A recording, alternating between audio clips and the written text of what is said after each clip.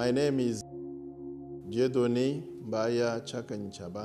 I am a Congolese bishop from the Church of Christ in the Congo, which is a church comprised with 82 communities. The world should know that, yes, thank you, the war is over, but we have a great challenge to meet the humanitarian needs of the population there. After the war, the last war of M23, huge number of population has been displaced, and now they are going back home. They find that their houses were destroyed or occupied by other people, the soldiers, and they have taken everything. To get that, smart people who don't want to do things morally clean, they go and use the instrument, use people around, militia or some neighboring countries to come in, to create, or so they can cut the road and keep the portion they want to exploit out of control, and then they serve themselves. The population that lives there and that has the right to live peacefully are really tired of it. People talk about the sexual violence on women with rape. These women who are raped in front of their husbands, their kids, their young boys and daughters, it is a destruction of their life forever. But also it is really not only shame, but it is also psychological destruction of these boys, these girls who assist in such a sin of treatment on their parents.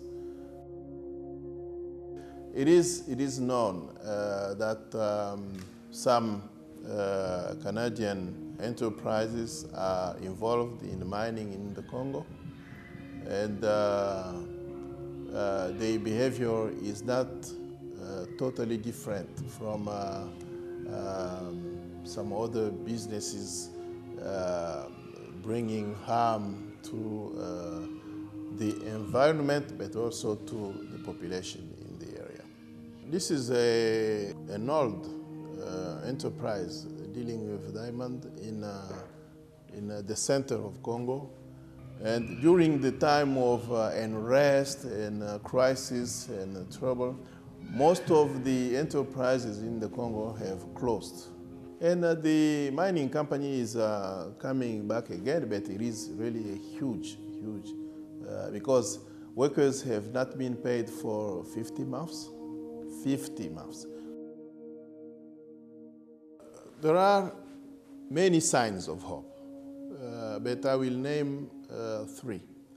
One is that the war is over. This is a huge sign of hope. Because during the war, even if you want to go to give a hand to help in one area, in a great portion of the country, you could not. Even for the humanitarian organizations, it was to some extent impossible to cross the line. The second sign of hope is that through all these organizations, meetings, and so on, people have understood, even the neighboring countries have understood that they were on the wrong path. And the third sign of hope is we have decided during this year that we take a stage ahead in terms of democracy and elections.